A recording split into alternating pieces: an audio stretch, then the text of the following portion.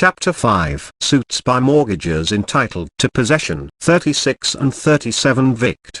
C. 66, Sect. 25, Subsect. 5. A mortgagor entitled for the time being to the possession or receipt of the rents and profits of any land as to which no notice of his intention to take possession or to enter into the receipts and profits thereof shall have been given by the mortgagee, may sue for such possession, or for the recovery of such rents or profits, or to prevent, or recover damages in respect of any trespass or other wrong relative thereto, in his own name only, unless the cause of action arises upon a lease or other contract made by him jointly with any other person. This adopts no existing rule of equity, but lays down a new rule, the scope of which is sufficiently apparent from the words of the sub-section. A mortgagor, i.e.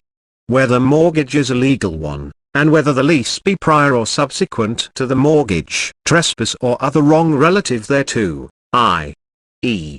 to the land. This would seem to include breaches of covenant. It is not easy to see why an express power to distrain is not given him by the Act. It has been implied, for rent arrear, unless the cause of action arise upon a lease or other contract made by him jointly with any other person, i.e.